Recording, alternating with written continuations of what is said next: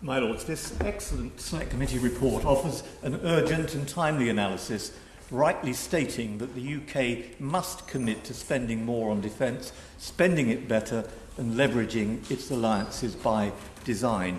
It also cites a different alliance, the deadly quartet of Russia, North Korea, Iran and China, the country on which we foolishly make ourselves ever more dependent, a quartermaster which, if it wished, could end this war tomorrow.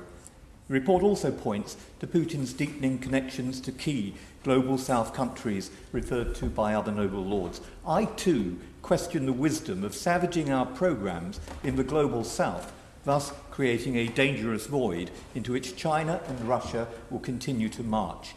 Defence and development are not binary options, and there is an alternative, wiser, moral way of funding both.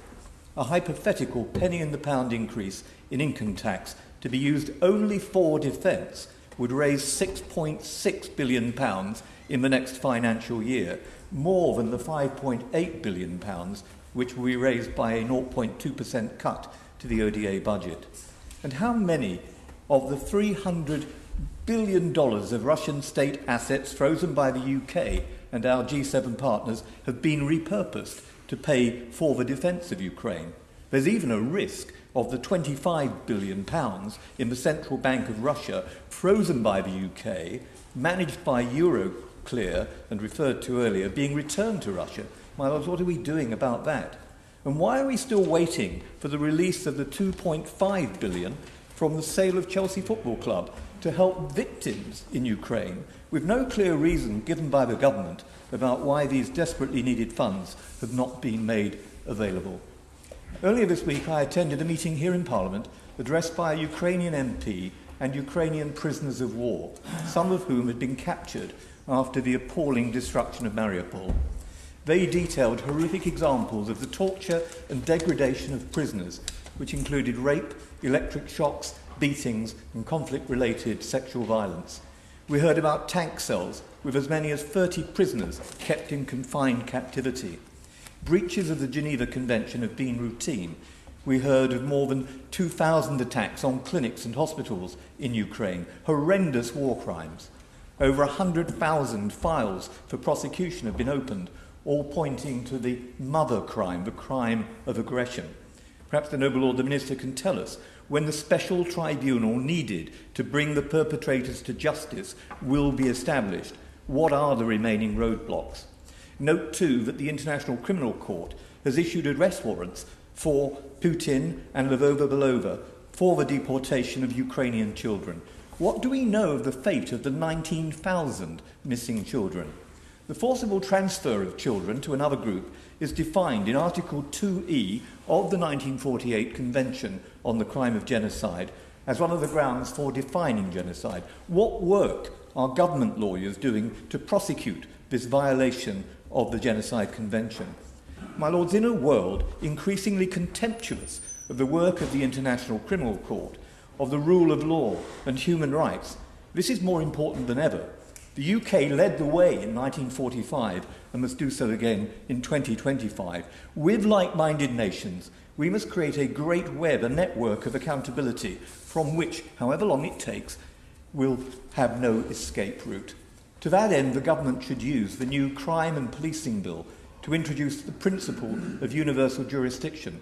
It should expand the scope of sections 51 and 58 of the International Criminal Court Act of 2000 and consider other measures.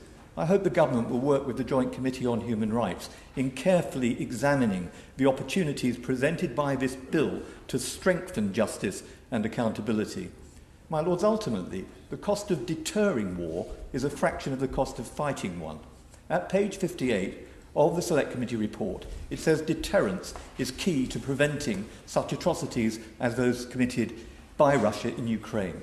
Along with hard-headed military deterrence, including, for instance, ramping up the production of British-Danish Grave Hawk air-to-air missiles, we shouldn't underestimate the deterrent effect that the strengthening of international law and our judicial institutions can play in challenging and deterring dictators.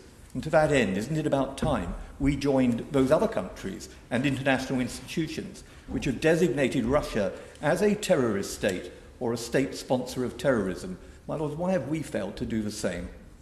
Last week's appalling defenestration of a courageous war leader may have made what Mr. Trump called good television, but this shocking, discreditable charade would have been unimaginable in the White House of a Roosevelt or a Reagan. It would have been unthinkable to break alliances and insult allies and to line up with a Russian regime led by a war criminal, and to justify this by suggesting that aligning with Russia, this will somehow counter China, described as a reverse Kissinger, is delusional. Beijing's cheers will have been even louder than Moscow's as they gleefully watched the abandonment of a sovereign state, the dismantlement of the world order, division in Europe and rupturing of transatlantic alliances. And emboldened Xi Jinping, Putin's puppet master, will take it as a signal that he can do to Taiwan what Putin has done to Ukraine, and do so with impunity and without consequences.